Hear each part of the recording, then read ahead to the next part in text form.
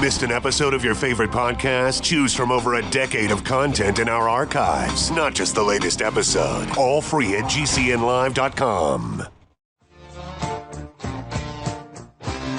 This is your call to action. Get prepared, America. Economy, survival, energy, disasters.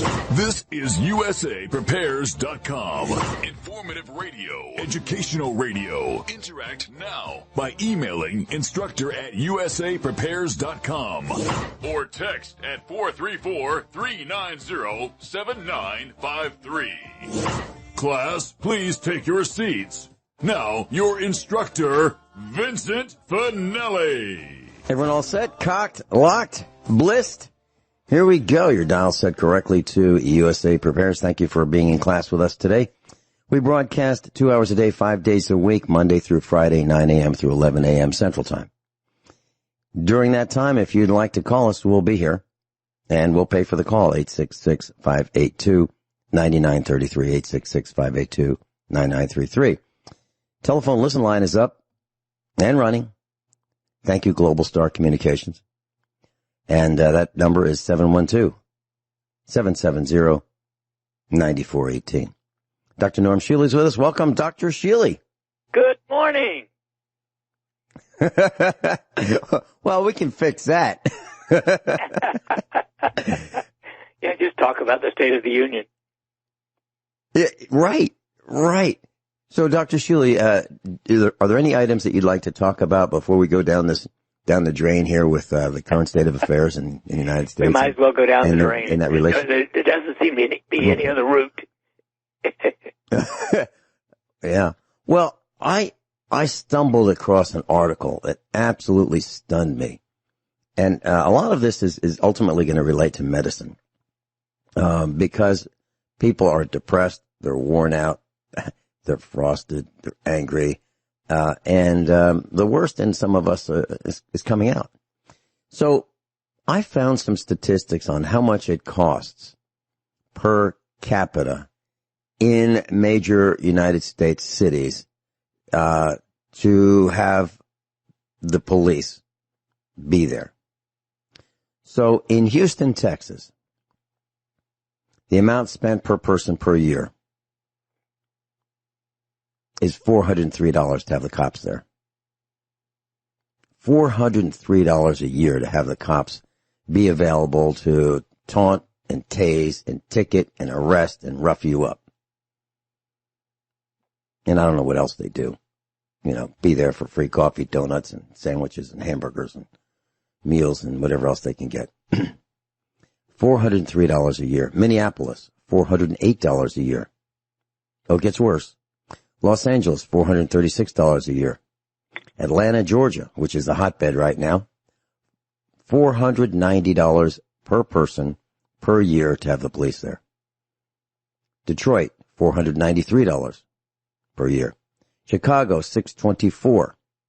New York City, $672 a year. And number one, in first place, Baltimore. $904 per person per year to have the blue team. Unbelievable. Those numbers shocked me. I was talking with Jason before the broadcast, and I said, I think $20 a year is a lot to have those guys around. Any comments, Dr. Shealy? It shocked me? Well, it's surprising. I have no idea what they include and why they include it, and how many cops per citizen, for instance. I mean, does Baltimore have more cops per citizen than Detroit? Mm-hmm. Well, let's see. Let's see what other statistics. Well, I can tell you this. I can tell you the general budgets and the percentages of the general fund. I can tell you that. So, for example, in Minneapolis, Minnesota, they spend $163 million a year on policing. And of the general fund, of the general tax fund, that's 36%. 36% of the money of the general fund goes toward the cops.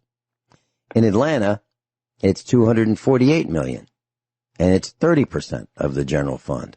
Detroit is 30% of the general fund. Houston, Texas is 33.1. And New York City, which has the largest budget, $5.61 billion with a B dollars for the police. They only spend 7.7%. So where does the rest of the money go in New York City? But those numbers are staggering. You know, Houston, Texas is just under $1 billion a year to have the police there. $1 billion. How did that ever happen? I guess it's new cars, new batons, new weapons, etc. But, so I don't have all the numbers, but the cost is staggering. And why is this coming out? Well, because of George Floyd and his murder. Dr. Shealy, there was another murder Friday night. I heard in about Atlanta. Yeah, Rashard Brooks.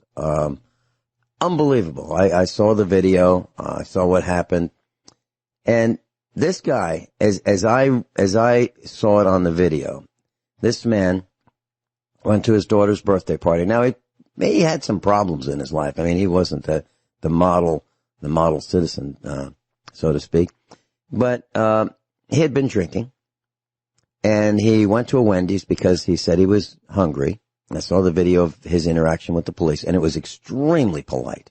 Way more polite than most people would be, literally. And so he had this discussion with the police, and they wanted to know what he was doing. He said he was hungry, and I'm just, recapping this. These are my words. And so he was asked what he was doing. He said he was hungry, so he thought he'd get a burger. He went to Wendy's, and he pulled into a parking space. Now, I don't know if he had the burger or not. Pulled into the parking space, parked it perfectly between the lines, textbook perfect. It wasn't like it was, sideways, or he parked the car over the lines, or too far in or too far out. It was perfectly parked. And he was asleep in the car, and the police got a call. And someone called in, and we don't know who. It could have been a customer, but I doubt it. It was probably management, someone at the store, meaning Wendy's, probably said, hey, there's a guy asleep in the car. So the manager, most likely, I don't know this to be a fact, but most likely, called the cops. The cops showed up, and they wanted him to take a breathalyzer. They wanted Rashard Brooks to take a breathalyzer, and he didn't understand what it was. Finally, he took it, and allegedly he failed the breathalyzer test. They asked him how much he had to drink. He said 1.5. 1.5, but he didn't say what because he didn't remember what or he didn't know what. So the police went to arrest him. Everything was good. And all of a sudden there was a scuffle. And Rashard Brooks, it was two cops against one guy. And Rashard split. And it looks like he took their taser and started running. Looks like he might have held the taser toward them. It looks like he might have fired it toward them. But he was at 30 feet away. So, to respond to that, the police killed him. Just shot him as he was running away. And that caused the next event, which was the burning down of the Wendy's, where the police arrived. So here we have a terrible situation where a man was killed needlessly. And I'd like to share with the class and Dr. Shealy my experience. So when I was at the university back in the 1970s, I had the position of marshal. They had students who were marshals at the university, and the idea was to have some of us who could relate to the other students be a liaison between the campus police department and the students. So we were in between the campus police and the students. And we went around in pairs, 2 partners. And I always worked with the same partners, typically one of my roommates. And we were paid maybe $1.15 or something like that an hour to do this. And we'd walk around campus, and the idea was we were the eyes and ears of the campus police. And if we saw something, we could do something about it and prevent it from escalating. So if we saw a student do something that looked like the police were going to be involved, what I would do is I would say, you know what? I think you ought to knock that off, because if you continue that, the city police are going to be here. And you're probably going to go to the clink. So the best thing to do is just stop it right now. and no one will know. Okay, just us, and we're not going to do anything about it. So just don't do it. And that was our MO. We did not escalate. We didn't have, we had walkie-talkies. We could call the central office, meaning the police department, and we could say, send some cops. But we didn't do that. We didn't do that because there was no need to do that. Now, in this case of Rashard Brooks, 27-year-old man who was murdered by the police, what the cops could have done, it's really simple. They could have followed, taken a page out of our book, and that was, hey, knock on the window. Look, we got a call from the Wendy's here. The manager said that he was concerned about you, and we're just here to check on you. Are you okay? Okay. Well, I'll tell you what. It looks like you might have been drinking. Well, and if you have, tell you what, we'll wait here. And do you have a cell phone?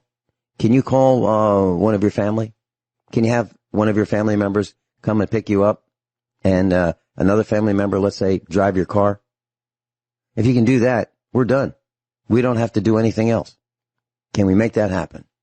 If we can, no one goes to jail, no one gets arrested, everything's good. What do you think? Can we do that? That's how I think it should go, Dr. Shealy. Any comments? Well, I don't really know. I do understand that when he grabbed the taser and ran away, that is likely to set off the kind of thing that happened. So whether it was because of it being an alcoholic or not, I don't know. But, you don't start a fight with the police and expect to win. Yeah, and I understand that the police are pretty rough on black men. They really are. I've seen lots and lots of videos, and now they're starting to become even that way with white people. Not that I'm not looking for any excuses. I'm just saying that the police are becoming rough on everybody. Now, I believe they have been rougher on black people than they have on white people. But the point I was trying to make is none of this needed to happen if the police were willing to do what police used to do, and that would be protect and serve and help people. But the problem is that the police have contests, ticket contests, arrest contests, productivity contests, which means arrests and tickets and revenue. So they're looking for things to add to their tally at the end of the month so they can win the contest, which is more revenue. But that's not what we want them to do. We want them to protect and serve. I don't want somebody to go to jail for something that could have been easily handled a different way. Now, what I would do is I would have a book, my book, and I'd write down Rashard Brooks, the date, what I thought was happening, and I put it in my book. So if I saw him again, I'd say, hey, remember me? I remember you. This isn't working so well. And then we deal with it a little differently. I wouldn't want to pull out my gun and shoot him and kill him, but, we can't have people driving drunk on the road. And plenty of people do. White people too. I know a white guy, about my age, maybe a few years older, lives on the East Coast, got pulled over for drunk driving and got a ticket. He did it again. Got pulled over, got a real expensive ticket, had to go to classes and all that, and did it again and ended up in the clink for a year. Slow learner. And now he can't drive. His driver's license has been revoked. And probably rightfully so. Dr. Shealy and I'll be right back. I've got some medical questions about, what should we do about the COVID-19 virus? Dr. Norm Shealy's with us. Any comments about my thoughts about policing, Dr. Shealy, before we go into the corona virus and vaccinations? Nope. Go ahead. Okay. So, Dr. Shealy, in England, they're going to start human trials as soon as this week, Wednesday. And they're saying that doses of this vaccine for the coronavirus will cost actually a little bit less than $4 a piece. So this is, the first trial. Well, actually, it's the second coronavirus vaccine in Britain to be tested. What are your thoughts about, let's say they do this test and they say, you know what, it looks like it's working. What would your advice be if the government for me to said, consider the vaccine at this stage, you'd have to shoot me. Not with a needle, but with a gun. I refuse. Unequivocally. Just not interested. Okay, and what makes you come to that decision, Dr. Shealy? It's much too soon to be starting something that you don't know what's going to do. I don't trust the pharmaceutical industry. I don't trust the vaccine industry. I think they are part of what I call the Luciferian evil empire. Mm-hmm. Dr. Shealy, for years we've been discussing this, you and I, on this broadcast. We've been discussing how the pharmaca mafia manipulates statistics. They buy scientists. They buy reports. They buy results. And do you think this would be just one more case where the science would be flawed, the medicine would be flawed? Is that... Yes. Mm-hmm. I wouldn't trust in any part of it. And so you know, are we... me, before I would be willing to accept it, I'd like a year experience on 100 people or more. Dr. Shealy, can you tell us how the pharmaceutical salespeople work? Do they come to your office, with their briefcase and no, try to convince? I have a policy of not accepting them. Okay. How does it work for want to come? Okay. I've been in line over the years, to register with the receptionist to see my my primary care physician. And I'll see a guy in a very expensive suit with a thin briefcase. And whenever in line ahead of me, and I'll say, "So you work for the drug industry, right?" Yep. How'd you know? Well, it's easy, right? I mean, he doesn't look like someone who's there to have, the annual physical. He's dressed completely differently. It looks like he's, trying to bribe somebody. How does that work, Dr. Shealy? How are doctors convinced to move product for the pharmaceutical industry? What do they do? Well, they give them samples, or they give them lunches, or, they buy them. Mm-hmm. And they can be bought for lunch or samples? Well, they're busy. And these people come in and push something, and they, maybe just to get rid of them, say yes. I don't know. I only know that for years I do not agree to let them get in. They cannot have an announced or unannounced appointment with me. So, and that's wonderful. That is absolutely wonderful. And I have a feeling these appointments are unannounced. It appears, from what I can tell, they just show up. And maybe the doctor says, and I'm not talking about Dr. Shealy, but I'm talking about just a doctor in general says, "Geez, they're here. I owe them at least hello." And maybe that's how they get their foot in the door. I'm sure it's all worked out, and I'm sure that they're trained on the best approach back at the pharmaceutical factory, tell them how to do this. So over the weekend, our son was on the tractor and he was cutting hay, and you're talking about policy. So I just wanted to bring this anecdotal story. So during the weekend, a guy shows up, and our son knows him, and our son was on the tractor, and he stopped the tractor and got off and walked over to the locked gate and met the man. And I'll tell you what happened. It's kind of an interesting story about saying no and how our son did it. And I guess he didn't go to the school of how to win friends and influence people. We'll be right back with Dr. Shealy. Dr. Norm Shealy's with us, and Dr. Shealy said that he has a policy, or I believe he said that he has a policy where he does not entertain people who are selling pharmaceutical drugs, whether they had tried to get an appointment or not. And I think it's a great policy.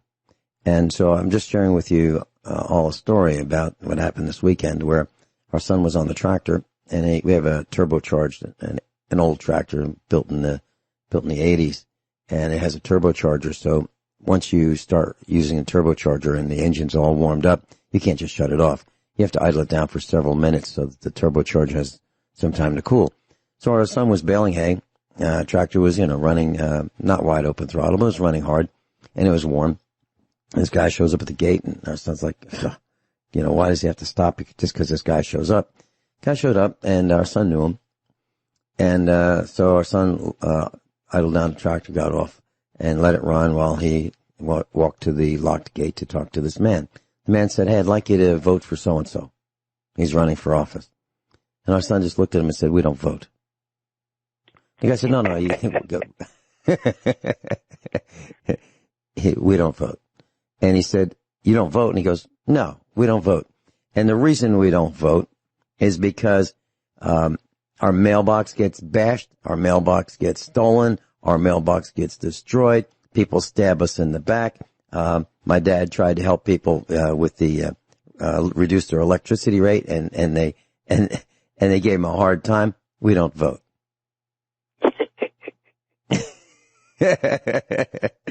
So there's no discussion. So I kind of think that, class, you can do that. I mean, literally you can do that. Now, my son, and our boys, Dr. Shealy, and they're really polite until they get pushed. Then they're not polite. So, any comments about that? Oh, there's one other thing he said. He said, look, he said in the last presidential election, Hillary won the popular vote and Donald Trump was selected. He said, so our vote doesn't count, so we're not voting. So that was the lead pipe cinch right there. Any comments about taking a hard stand very quickly and saying no? Not at all. I always vote, but I vote against somebody rather than for someone. Well, see, that's the problem, Dr. Shealy. It's been like that since the 1960s. It's like the evil of two lessers. And I didn't say that backwards. I mean, the candidates that are put up for our perusal has always been lousy. Where's the good guy? Where's the guy who actually knows how to do it? Or the gal? Where are they? They don't seem to have enough knowledge. I was talking with one of our instructors over the weekend about this, and I said I would change the system. And I haven't fleshed it out, but I wouldn't just let anybody vote. If I were making the rules, I would say, well, you have to have a certain level of education to vote. That sounds kind of snooty, I guess, but there's a reason for it. And the level I think that a person should have would be high school education. A person should have at least completed high school in order to have the right to vote. And the person should be a natural born citizen, and the person should have only one allegiance to one country, not dual citizenship, and not be a felon. Those are my thoughts, because the system that we have is so complex. If a person hasn't completed high school, which is typically mandatory in most states, then I don't think the person is prepared educationally to vote. Do you have any comments about those those are the main things right there. Any comments about that? All the way, Big Blue. Yeah, and just because someone comes here doesn't mean that if a person is not a citizen, that person should not be voting. Okay. Okay. So I was thinking about COVID-19, the coronavirus, the corona panic, these jolly people who are just reveling on the beaches, and they're just wall to wall tight, and the protests and the demonstrations and the riots. And what I've noticed is that in many of the images that I've seen, the police are not wearing masks in many cases, unless they are SWAT teams. Then they're wearing them so that you can't tell who they are. But the general beat cops are not wearing masks, and the protesters are. Now I'm talking about peaceful protests. They're wearing the mask. So there's like, do as I say, but not as I do. So the government's saying wear masks, and then the police aren't wearing them. What are your thoughts about these protests, the riots, the revelers on the beach, the revelers in the bars, and just the opening of America, where people are, starting to get jam-packed in the cities again and not maintaining distance? Are you concerned at all about this, or Is this the way to get to herd immunity, or what are your thoughts, Dr. Shealy? Well, of course, I don't live in a city and would not live in a city, even the size of Springfield. I travel into the city, and I haven't worn a mask since the beginning. In fact, I got a call Friday from my dentist, who wasn't there when I went for my appointment in March, that they had the door closed. And they said, we're ready to open again. I said, well, how safe is it? They said, well, you have to wear a mask. I said, well, call me back. I don't have to wear a mask. I'm not going to a dentist's office and have to wear a mask to get in. Mm-hmm. Mm-hmm. Well, and what do you have concerns about, I understand that the drill bits that the dentists use are a one-time use. So they use them and I guess they discard them. But what about the drill handle? What about the driving tube? Exactly. I don't know how you sterilize everything in a dental office. Mm-hmm. Mm-hmm. Yeah, they can say that they sterilize them, and they can make a mistake too. And what about the chair? What about the headrest? What about? Yeah. I'm not going back until unequivocally there's no need or recommendation to wear a mask. I don't see that the mask is that good in the first place, but I'm not going to wear one. 100% of the time, when a person gets into dental chair, 100% of the time, the patient touches the armrest to position themselves in the chair. 100% of the time. 100% of the time, the dental technician who looks before the dentist, gets you all set, positions the overhead light with the handles for the overhead light. 100% of the time. That they touched while they were working with the patient before, and the patient before, and the patient before, and yesterday. So 100% of the time, the tray, the tools, the armrest, everything almost gets touched multiple times. And I really don't see how it's possible to completely protect the patient. And so we're in agreement there, right? Absolutely. Okay. I was talking to someone, and I was talking with a nurse over the weekend about how they handle the emergency room, how they handle clinics, and so forth. And I just checkups. How do they handle that? And I said, so is there a risk? I asked the question: is there a risk for someone who goes into the emergency room? Is there a risk for someone who goes into the clinic? Is there a risk for someone who just walks into a clinic of getting COVID-19? And the answer was, I think she was reading it. We're doing everything we can to sterilize and protect, the patients and the staff. I think they all had to memorize that for a test. But that's really not the answer. The answer is, yeah, there is a risk.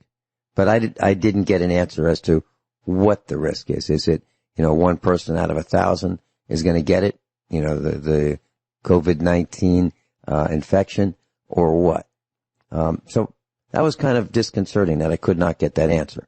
And I think they're intentionally vague on purpose. What are your thoughts on that, Dr. Shealy? Well, I don't think anybody knows. Mm-hmm. In fact, we don't know anything for sure about this entire fake-epidemic. Mm-hmm. Every so-called statistic that has been published has been contradicted by somebody else. Yeah, and that's the one thing that we do know is that there's contradictory information simultaneously. So it's not like one day it's yes and the next day it's no. It's yes and no at the same time on the same days. It's really, really confusing. So one of the things that I mentioned to the meetup group over the years as I was winding, actually changing from teaching what to do as to how to think. And I said, there's going to be a time when you're going to need to know how to ferret out the truth. And here we are, because it's really hard to ferret out the truth. Dr. Sheila, I wanted to ask you about your garden and tomatoes. I've been thinking about what we're going to do with the tomatoes that we're going to grow. And we double the size of our garden this year. So I'm watering, by the way, 3 times a day. The heat is so great that I have to water the garden 3 times a day because the tomato plants will just fall over from heat exhaustion. Are you seeing that too, or is it not quite so bad where you are? Well, I have a leaky hose, and Okay. so I do turn it on at least every other day overnight. Okay. And so when you say a leaky hose, is it, that would be, Well, it's a slow leak. You know, the hose oozes water. It doesn't spray it into the air. It puts it right out on the ground. okay. And that hose is long enough to do all the rows? I've got it goes in the entire garden. Okay. Front. I All would the way. need 300. I would need 400 feet to do that. Well, you can do that. I mean, I would say if you look at 8, 12 times 25, I've got at least 300 feet. Okay, I just figured it out. I need 480 feet. Yeah. I forgot 2 rows. Okay, and so you turn it on at night and you let it drip, drip, drip, and ooze out. Yeah, I leave it on 12 to 14 hours.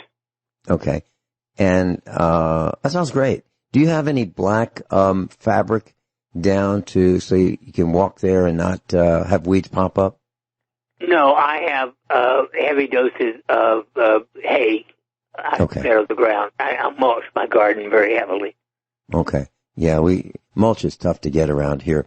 Okay, that sounds great. You know, I'll tell you what we tried. A little off track here, but what we did was we used cattle panels for their 16 feet long. They're heavy wire, and they have like a 4x6 opening. You know, so it's kind of like a grid, 4x6 inches or 3x5, and we stake them with the T-post, those green posts, and a gentle S curve, just very gentle S curve, so it stands up better. And we put the tomato plants about 3 inches away from that. Then we tie the tomato plants as they grow with twine instead of the tomato cages, because the cages are lousy, at least all the ones that we've used. And we're experimenting with that. Have you tried that, Dr. Shealy? I have not. Okay. So how do you keep your tomatoes, vertical? Well, I have a cage around them. It's a wire cage. Okay. So you reuse the cages every year? Oh, yeah. Okay. It's All right. metal. All right. When we come back, can we talk about canning tomatoes? Do you can them? Do you stew them? Do you make like tomato sauce out of them? Yeah. Do you dehydrate them? Okay. What is the best way to go? And could you give us your recipe if you'd like to do that? Dr. Shealy and I'll be right back. Class, Dr. Shealy's with us. NormShealy.com. NormShealy.com. And if you want to make an appointment, just go to NormShealy.com, and you'll find all the information to contact Dr. Shealy's office. You'll be able to buy your vitamins, minerals, supplements at the same place that I buy mine. So I suggest that you consider that. I think they are truly outstanding. This is not a commercial. This is an endorsement. Dr. Shealy, during the summer, I really enjoy going out into the garden, picking fresh tomatoes, fresh spicy peppers, and cutting them up into a salad and having that for lunch, maybe with a little cottage cheese, a little extra virgin olive oil, possibly some vinegar, apple cider vinegar or wine vinegar. What do you do with your tomatoes? Well, I can them only as sauce. And I just, sort of cut them into 4 pieces and put them in a pot and boil it until they become a sauce. Then I put them in jars and can them. What about the skins? Oh, I leave the skin on. I wash them off. Oh, really? Yeah. So you just take the stem part off, take that off, cut them into 4, put them in a pot, cook them. I cut out the little green, core where it was attached, but other than that, I don't throw anything away. Wow. Okay. So I've never done it quite that way. I have put them in a blender, crushed them all up, chopped them up, and then boiled them. I've tried that. That worked okay. I bought a tomato mill, a hand cranked tomato mill. It's an antique one. It's probably, not quite an antique, but close. Maybe 60 years old. And it has a screen and, a Vittorio model. So it's probably made in Italy. And you cut the tomatoes, you put them in this big funnel and, with a large opening at the bottom, and you use this, mortar to push them down, and you turn the crank, and it turns the tomatoes into a sauce, and then it kind of pushes out the skins. So the skins get separated from the sauce, and then you just boil, and then you can. And that's so you save all that work just by cutting them and boiling them, and that's it. Yep. I've done it that way for 50 years. Well, I'm going to try that. I'm going to try that. So when you can them, do you ladle out the sauce that's been boiled and really hot into sterilized jars? Okay. Oh yeah. How high do you fill the jars? Well, I fill them just below the top of the jar. Just half an inch or less above the core you're going to screw it down on. Mm-hmm. And do you turn them upside down and put a blanket over them and keep them so that they cool slowly? Do you do that? I've seen that technique too. I just let them cool at room temperature. Okay. All right. That sounds really neat. They'll be good for 10 years. And that's something that most people don't realize, that they will stay that long. And you keep them cool and dark, right? Is that what you do? That's what we do. Yeah. Okay. And do you put in basil or not? Sometimes I do. And, of course, I sometimes make a mixture of peppers and tomatoes and even eggplant for ratatouille. But, it depends on what I want. Mm-hmm. And, I've heard people say that they make food from scratch. That's making it from scratch. And, pouring spaghetti sauce out of a can is not making it from scratch. That's opening a can. I don't buy, in general, very, very, very few canned goods. Okay. And when you buy canned goods, do you rinse, I assume we're talking about vegetables, like, or what are we talking about? Mushrooms, for instance. Ah, okay. When you buy mushrooms, do you rinse them to get the salt off them, or do you just, when you cook them? Okay. All right. What are your thoughts about the plastic liners that are sprayed on the inside of cans leaching into the food that we eat? Well, I don't like them, but I think it's better than the metal. Mm-hmm. Which would be tin and, galvanized. So that'd be tin and zinc. Okay. All right. Dr. Shealy, what are your thoughts about diuretics? Let's say just the common diuretics like tea and coffee, forcing us to urinate a lot, as compared with losing or in conjunction with losing the vitamins and minerals and supplements that we just took with our coffee or tea. Can we talk about that when we come back? Do we lose those vitamins because of coffee, and would they stay in our system longer and do more if we drank just plain old H2O? Can we talk about that when we come back? Dr. Shealy's with us. Oh, yeah. NormShealy.com. And we're going to be talking about drinking water versus drinking soda, drinking coffee, drinking tea. Is it all the same because it's mostly water anyway, or is plain water completely different? That's something that we need to know about. Everyone all set? Cocked, locked, blissed? Hour number 2 of USA Prepares. Dr. Norm Shealy's with us. NormShealy.com. NormShealy.com. Dr. Shealy, you have been recommending, I believe, water for as long as I've known you. Plain, non-fluoridated, non-chlorinated water, for hydration. Half of your body weight in ounces. So if a person were to weigh 120 pounds, half that would be 60. Just add ounces to that. 60 ounces of water per day spread throughout the day is the amount of water that person weighing 120 pounds should consume. Person weighing 180, half of that is 90 ounces of water per day. Is that correct? Correct. Okay.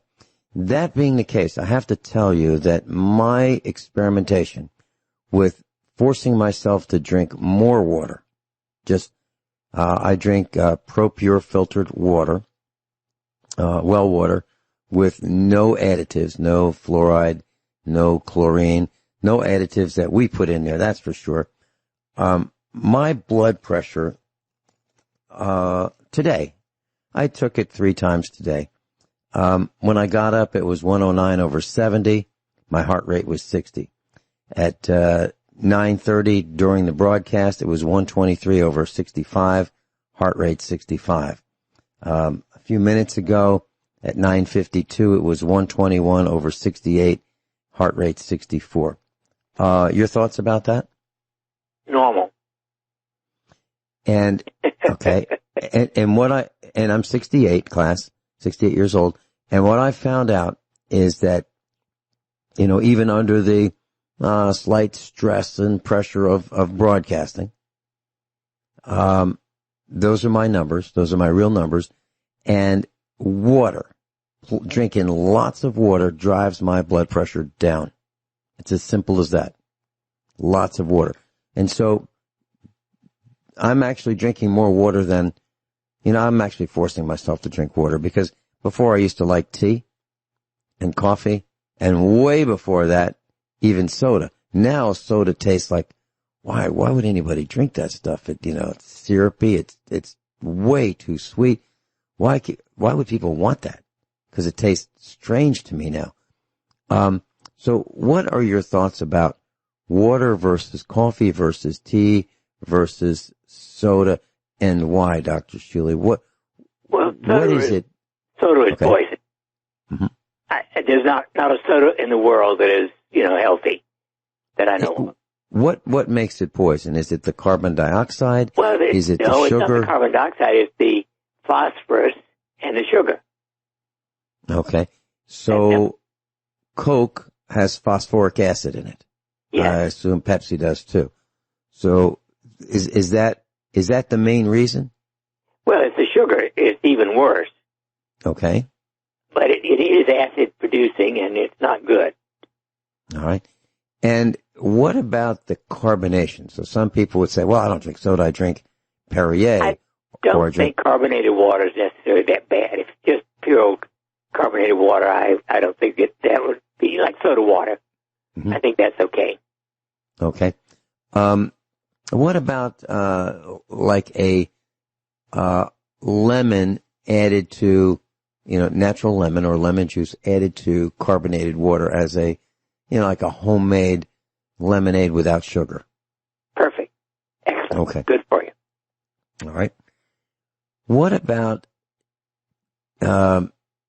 tea as a substitute black for water? Tea, especially I like double bergamot black tea. The bergamot is particularly good for you, but there's some antioxidants in black tea, and there's a fair number of antioxidants and phenolic compounds that are good in coffee. So 1 or 2 cups of coffee a day without sugar are fine. I still think you should drink them with your vitamins or with your meal.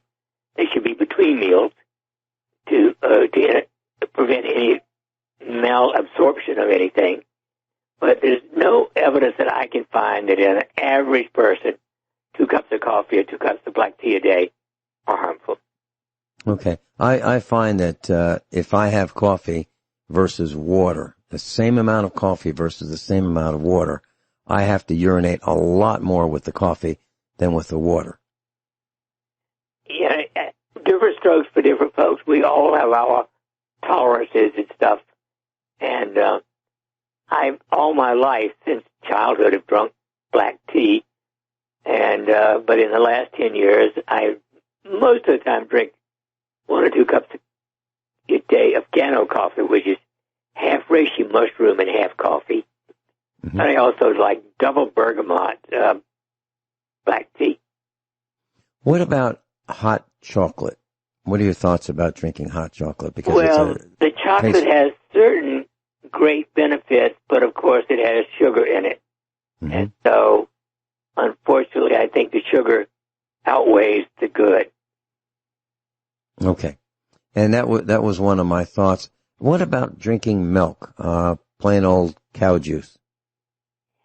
Well, I don't generally drink milk, but I drink buttermilk or kefir, which is made of whole milk. And I think for the average person, a glass or two a day of milk is okay. When we go through that very simple arithmetic to say, okay, a 120-pound person, divide that by 2, get 60, and then add the word ounces after that, drinking 60 ounces of water, does that exclude that 60 ounces? Does that exclude coffee, tea, milk, etc.? Well, in general, coffee does have a somewhat diuretic effect. So you can't, unless you make your coffee extremely dilute, you can't count a cup of coffee as water. Okay. When you say extremely dilute, when I make coffee, Dr. Shealy, I will take an electric coffee maker. Very simple, not fancy one.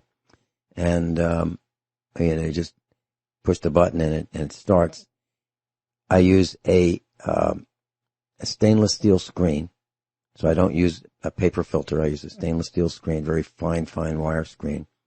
And I'll put in 1/2 the number of scoops of ground coffee as to water. So if it's 10 cups of coffee, 5 scoops of ground coffee, 5 scoops of ground coffee to 10 cups of water. So I would think that would be somewhat dilute. Is that what you're thinking is dilute? I would. That would be, that way I think you count half of it as water. Okay. And that was my concern, that we get this right, that we know, how to get up to that half of our weight in ounces. And I have to tell you, class, it is so simple. I mean, for me, drinking this much water is a little bit unnatural. I drink more water than I think I would want, but I feel so much better. I have way more energy drinking more water than if I don't have enough water. If I get dehydrated, my mental process, goes south. I'm not creative. I could get to, if I didn't drink enough water, I could get to the point where I wouldn't want to do anything. And so what I'm trying to share with our class is, it is that significant in my world to follow what you've been saying for at least the 10 years I've known you, Dr. Shealy. Interesting thoughts coming up. So with the corona panic and with the lockdowns and then the unlockdowns and then the re-lockdowns and so forth, college towns may become ghost towns. And if you think about this, I just did a quick search last night. So how many colleges are there in Springfield, Missouri? There's 12. I didn't know there were 12. I thought maybe 8. There's Missouri State University, Ozarks Technical and Community College, Drury University. There's the Baptist Bible College. There's the Midwest Technical Institute. There's the Southern or Southwest Baptist University. There's the American College of Forensic Examiners. There's Bryan College. There's Global University, etc. There's 12 of them. Evangel. Yeah, and Evangel, right? And so if I'm concerned, because I talked with one of our instructors over the weekend, Marty Barrett, and she has been writing. She's been teaching biology all of her professional life at the college level, and they have forced her, meaning the school has forced her to create a web-based online biology class or series of classes for a nursing program. So the nurses are now going to be exposed to less classroom activities and more mice and keyboard activities. And so I'm wondering, what are your thoughts about that change from the college town where students would go to school? They'd go from home or dormitories to school, spend time in classes, meet with each other, discuss homework assignments, collaborate on projects, etc., versus moving that to the mouse and the keyboard. What are your thoughts? And then Randy will be right with you in Texas. What are your thoughts about that? I believe that it's going to decrease the quality and amount of stuff that you learn, period. I can just see, having one of those, televisits with a physician saying, okay, so we got surgery scheduled for next Tuesday. Doctor, have you done this before? And then the doctor saying, well, I've seen it on the screen.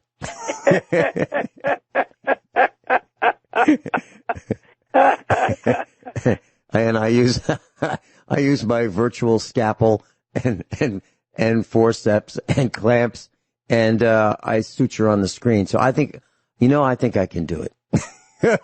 Interestingly, over the weekend, I got a phone call from a 71-year-old neurosurgeon in Texas saying he was now ready to learn energy medicine. That is wonderful. And energy medicine is what Dr. Sheila has been talking about for quite some time. Randy in Texas, welcome. You're on with Dr. Good morning, gentlemen. It's good to hear y'all. I don't get to listen to y'all much anymore because I'm normally doing other things. I'm more listening on podcasts. I've got a question for Dr. Shealy.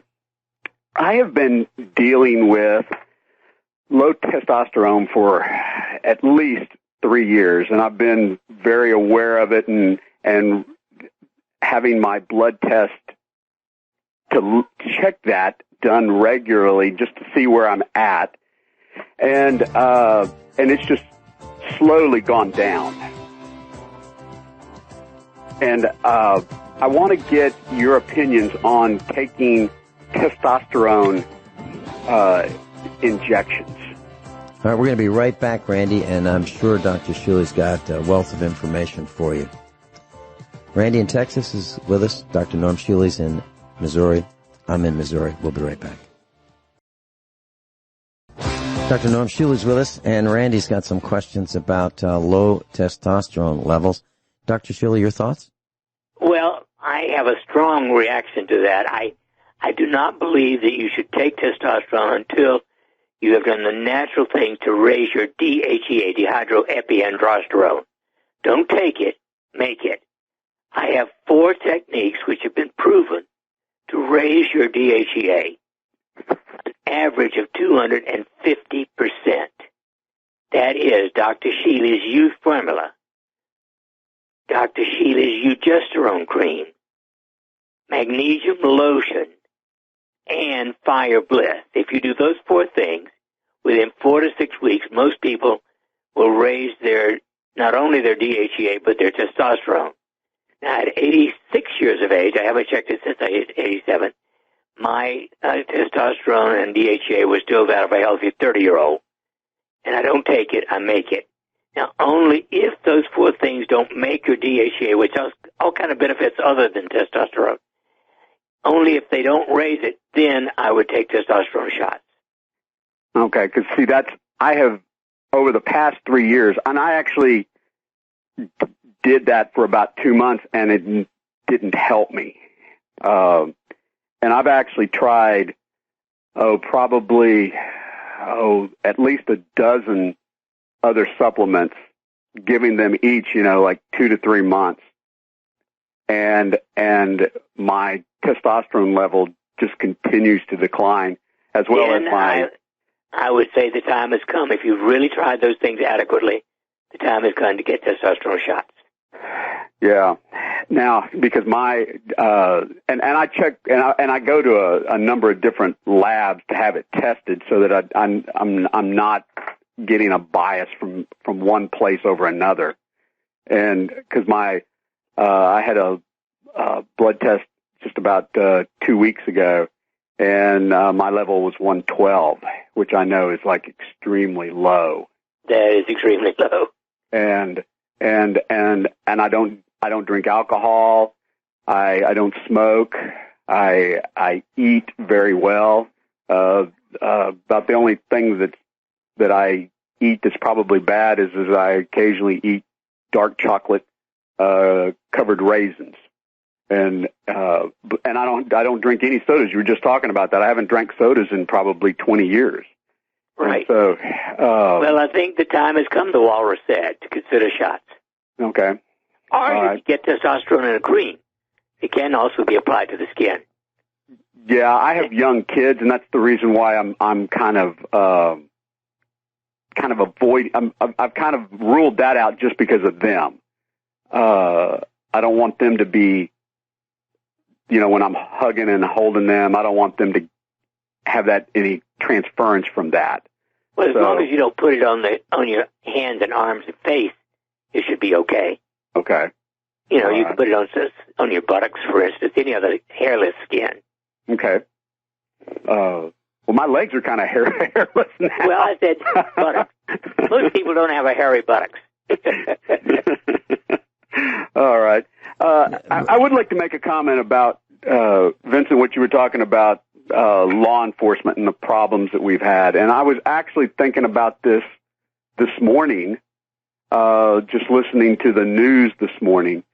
For decades, our politicians / elected officials, almost all of them run on more police, more money for the police. And then over the decades, we now talk about heroes. Heroes are not people like Audie Murphy anymore. Heroes are government employees. And we have, what happens when you constantly tell someone, oh, you're great. Oh, you're a hero. Oh, you're wonderful. What's going to happen? Do those individuals begin to think that they're entitled, that they are superior to everybody else? Of course they do. Of course they do. That's why they get free donuts, free hamburgers, free lunch, free dinners, free all kinds of things. And, when you think about it, Houston, Texas, paying $403 per person living there for police protection is insane. And Baltimore is, more than twice that amount, $904. Dr. Shealy's with us. And normshealy.com, NORMSHEALY.com. Randy's with us in Texas. Randy, I believe you were talking about heroes. And so bottom of the hour news, there is a movement to put Britney replace. Spears? I heard that. Yeah. And what's Dolly Parton known for? Standing behind a tree and you can still see parts of her sticking out.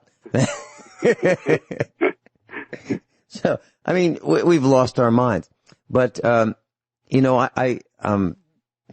here to say that, I don't have much respect for the police. When I see the police beating people up, when I see them throwing them down, men and women, when I see the abuse, the damage that they cause, the old story of, the senior and his wife watching TV in their apartment and the door gets bashed down.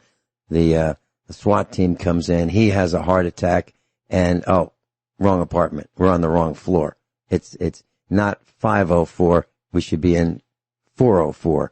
And, he has a heart attack. Sorry about that. Sorry about the inconvenience. It's too bad your husband died.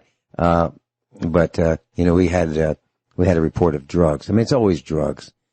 It's out of control, over the top, and the protesters, I'm all with them. I'm not actually physically with them, but I am glad they are bringing to light the extravagances of the police department.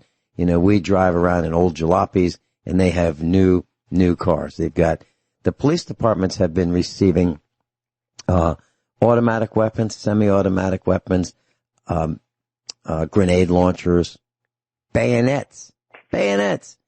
Bayonets have been issued in Washington, D.C. Bayonets. Now, if you think about that, that's nuts. When the police start using bayonets on we the villagers, all bets are off. All bets are off. The farmers are going to come out of the woodwork. The hunters are going to come out of the woodwork. And anything blue is going to be a target. And that's the way I see it. I'm not advocating it. I'm just saying when the police start bayoneting us, it's over. The country's over. The violence will just go ballistic, in my opinion. Randy, you mentioned low testosterone. Dr. Shealy, is hair loss? Now, Randy didn't say he had hair loss, I believe. No. Is that an indication of low testosterone? No. Actually, Okay. hair loss is an indication of adequate testosterone, but it's strongly genetic. Wait. Meaning having hair, it means, okay. Being male, you have a genetic predisposition to hair loss. Oh. Huh. Because I've got a full head of hair still. Well, I know, and you know, to me that comes from your last 7 generations of male parents. Mm-hmm. My father was totally bald, except for the fringes, when he was 29 years of age. Well, I began balding by the time I was 29, and I still have a little bit of hair up front, but I've got a huge bald spot. But it's very, very genetic. Okay. How about increased body fat? Is there any relation to testosterone? That decreases testosterone and affects everything in your body. Okay. How about mood changes? Oh, yes. Well, you know, everything affects everything. There's no question. You cannot get away from depression or anxiety as a contributor to any problem. Okay, I know a cop. He died. He was about in his early 60s, and he was taking testosterone injections, and it made him really, really moody and violent. Are those outcomes from testosterone injections? It's rare, but let's face it, everybody is also relatively unique. And there are some people who are going to over-respond, if you will. Mm-hmm. Yeah, I'm looking forward to getting my airline ticket to go see the new statue of Dolly Parton in the South. You know,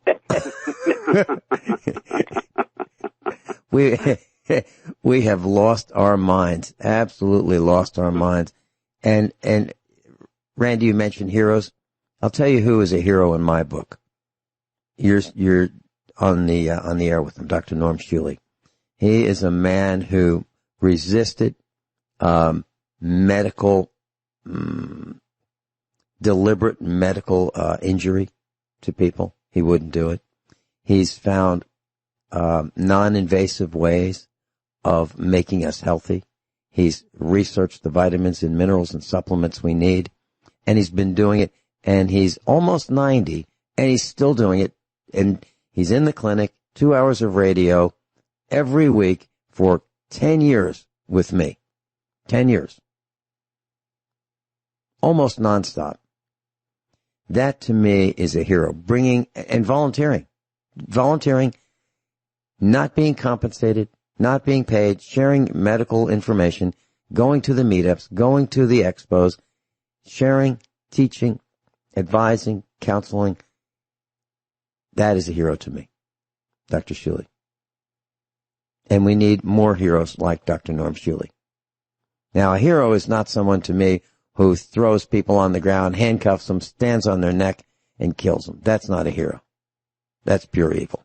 And gets paid. And retirement. There, you know, the man who killed Mr. Floyd is in line to receive over $1 million in pensions, even if he's in prison. And that's the problem. When we talked about the cost of having the police, part of the cost is these enormous pensions. Enormous. No one else gets pensions like that. You have to be a public employee. $904 for the people who live in Baltimore to pay for the police for 1 year. $904.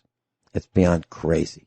The Baltimore is being mismanaged. New York, Chicago, Detroit, Atlanta, L.A., Minneapolis, Houston. They're all being mismanaged. And which party runs those states? Yeah. Yeah. That's true. But I believe all government is mismanaged. Every single bit. Every single bit. I've had the city of Lebanon, Missouri, 17,000 people threaten me, call me, harass me for a license. They want me to buy a license to do business in Lebanon, Missouri. And whenever they call, I say, why don't you have your boss call me? Ask him to take him out of his pocket, grow a set, whatever he has to do, put him on the phone. I'd like to talk to him. I'm not paying it. I don't do business in Lebanon. I don't want to do business in Lebanon. I'm not going to do business in Lebanon. I'm not buying a license to do business in Lebanon.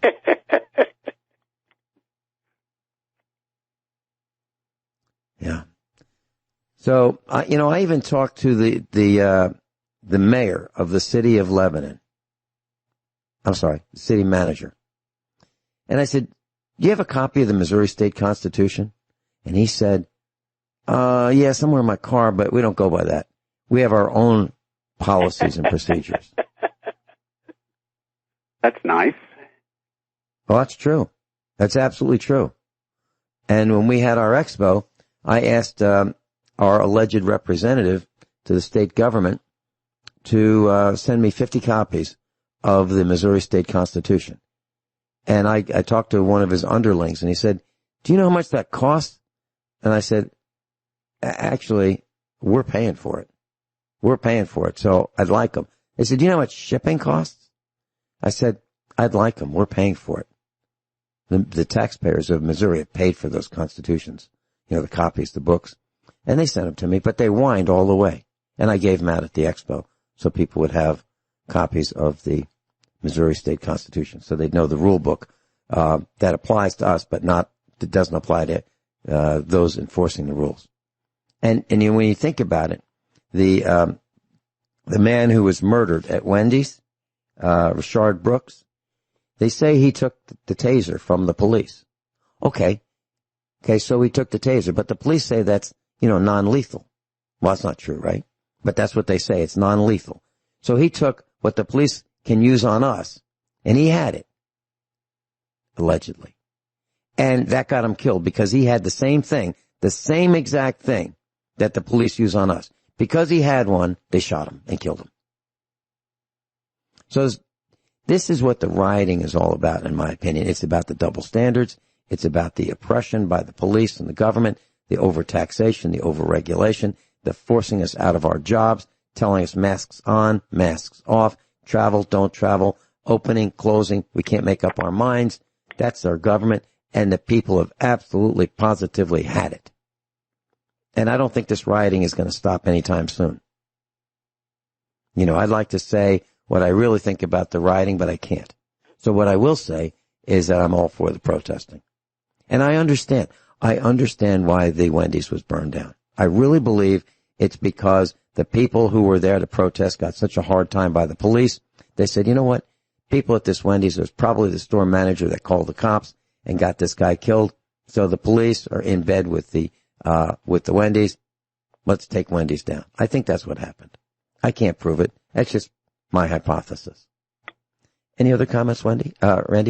No, that's it. I'm just, I'd just like to say that Mondays is one of the few shows that I do try to listen to all the time, because a lot of insight is taken from Dr. Shealy. I get a lot of comments. Thank you, Randy, and keep the faith, baby. I will. I appreciate it very much. I got a lot of comments about Dr. Shealy, just like the one you said. Randy, thank you so much for being with us. Hey, y'all have a great morning. You too. Glenn in Michigan, you're on with Dr. Norm Shealy, MD. Hey, hello, Vincent. Hello, Dr. Norm Shealy. Great show. Good morning. Good. Yeah, it's getting closer to noon. Do you mind if I circle back on tomatoes, cages, and canning? No, I got to tell you, the only thing that I mind is lies, profanity, and misquoting me. Those are the things that frost me. Everything else, well, I think I'm in good company then. So I'm sure you are. I've been, gardening for over 40 years in my life, and I've been growing tomatoes for about 40 years. I went through everything over the years with cages. I mean, from the store-bought ones that were 3 foot high, then 4 foot high, then the ones that were 5 foot high at $8 a piece or whatever. Then I started building my own ones with tree roots, just like you would do a kitchen tea booth, and that worked okay. But here's what I found that works the best. I'll hold here. Yeah, and what was the word you built your own out of? What? In a teepee, just like Indian. But okay. Okay. Something out of what? Wood or metal rods or what? Fiberglass? Wood. Okay. All right. We'll be right back. I'd love to hear more about your teepees. Dr. Norm Shealy is with us. Glenn in Michigan is with us, and we're talking about staking tomatoes. And Glenn, I believe you've tried lots of things, and you think the TP is the best way to go? No, it worked pretty good, but after a few years, the branches go bad and everything. Got to start all over, and it cut switches. So what I finally did about 5 years ago, you can go to Lowe's or Home Depot. At that time, you could buy 150 foot by 5 foot high of remesh for about $80. I think it's about $120 right now. And each square in the remesh is approximately, it is exactly 6 inches. So I cut 24 with bolt cutters. I cut 24-inch sections out of each one, and I take 3 sections and I zip tie them together, but I don't zip tie the whole enclosure shut. That way you can open it and close it. I run a stake on each one, and these things have been great. At the end of the season, you can fold them up, and then it doesn't occupy as much space. They've held up through everything. The tomatoes grow good there. You can reach your hand through the remesh because you have that 6-inch size. You can open it up if you have to do any grooming or anything. And one other thing I started doing about 3 years ago is I started, that landscape matting? It's approximately 3.5, 4 foot wide. Right. Yeah, I lay that down in a row first before I lay my cages down. Then I put the plant in there. It's reduced my watering by almost 70%. It's reduced the, the blight fungus that you get on tomatoes. I think it's because of the black. It's the trick. I should send you a picture of what it looks like. Well, I'm doing something almost the same. Really? And yes. What we did was we bought maybe 50 pieces of cattle panels. Now, cattle panels are very similar to what you're talking about. Now, remesh is not galvanized, is it? It's just steel, right? Steel. So, when you pick it up, it's rusted. But I bought 2 rolls of 300 feet total, and none of them have rusted through in 5 years. So. Okay. So cattle panels are similar, except they're flat. And they're about 52 inches high. They have a grid roughly 4 inches by 4 by 6 roughly. And they're galvanized. And they're flat. And so what we've done is, and they're 16 feet long. They used to be $13. Now they've been improved all the way up to maybe a little over $20, maybe $21, $22. And so we use these for everything. And we stack them up against the barn, and we tie them so they don't fall over, and we just pick them up and move them wherever we need them. So if we need portable fencing, we can use that. So what we've done is we have placed the cattle panels in the garden in a very lazy S, not a sharp, hard, curved S, just very lazy. Oh, you're trellising then, correct? Yes, it's a trellis, and we use 4 T-posts. They're about 6 feet long. We pound them in, and then we wire tie them with the ties that come with the T-posts. So we wire tie the cattle panels, and we space the cattle panels about a few inches from the tomato plants, And then we're going to tie, as the tomato plants grow, tie them with a baling twine, which would be a plastic baling twine. Yeah, I use Leave it either loose. zip ties or baling twine, whatever you have. You know. And then we use the mat, that matting that water can go through, but it keeps the weeds from growing through, in between the rows. It's about 4 feet wide. But we put the cattle panels on top of the mat. So now we have cattle panels horizontally across the garden in rows that we walk on. The mat, the fabric, if you will, the black fabric that keeps the weeds from growing under the cattle panels so it doesn't blow away. We don't have to stake it down, use bricks and things like that. And that's this year's experiment. I don't know the answer, but so far I really like it. I'm telling you, I've been doing this for, my new method for about 5 years. You'll never go back again. It would just be the cattle wire that you're talking about. The remesh cages are a little taller. It works out, like I said, $120 for 150 feet. It works out to approximately $4.50 or $4.70 a cage. You cannot get a cage that solid, that high, anywhere for that price. No, I think you're absolutely right. Now, some people will take cattle panels, the things that I'm talking about, and do the same thing with cattle panels. Now, cattle panels aren't all too much fun to bring home because they're 16 feet long. It's nice to do that. You can stand on it and fly. Hey, you're breaking up. Randy, I'm sorry, Glenn, thank you so much. Robert in Kansas, looks like next time would be good. Call sooner, and we'll have more time. Dr. Shealy, thanks so much for being with us.